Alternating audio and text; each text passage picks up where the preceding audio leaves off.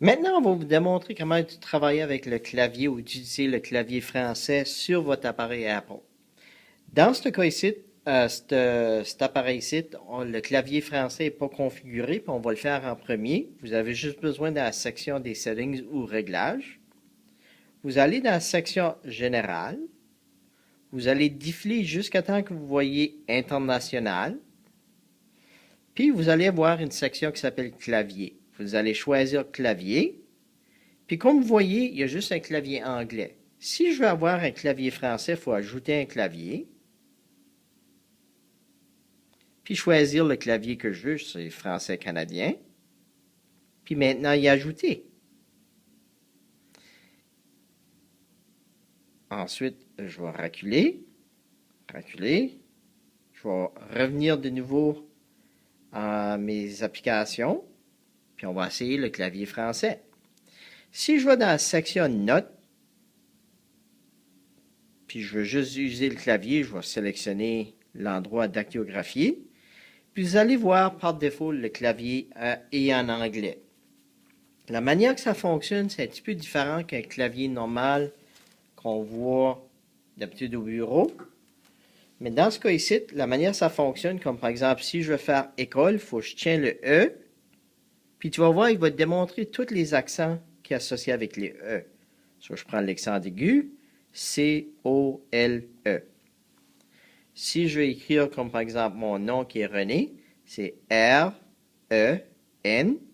Puis encore, si je veux l'accent aigu, il faut que je tiens le E, puis je choisis l'accent aigu. Comme par exemple, si je veux écrire Noël, ça va être N-O. Tu as les deux petits points sur le E, il faut tenir ça, puis tu choisis les deux petits points sur le E, L. Mais la manière fonctionne, c'est pas juste le E. Comme par exemple, si tu tiens sur le I, il va te donner les symboles pour le I, le symbole pour le O, et les autres lettres qui ont des apostrophes, accent aigu, accent grave, etc., etc. C'est comme ça qu'on fonctionne avec le clavier comme tel. Si vous voulez avoir, comme par exemple, des caractères gras, puis ils ne sont pas encore gras, vous avez juste besoin de tenir le bouton Shift une fois.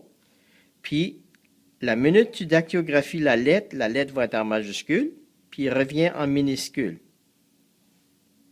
Mais si vous voulez que les lettres restent toujours en majuscule, il faut vous appuyer le bouton Shift deux fois.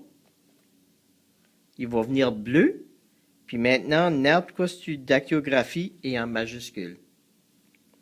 Si vous avez besoin des symboles ou des chiffres, c'est là où vous avez la touche avec les symboles puis les numéros. Vous allez voir que vous avez vos numéros ici, puis une série de symboles. Mais ça se peut que j'ai besoin le symbole plus. Vous allez voir que ce bouton-là identifie qu'il y a d'autres symboles qui est caché.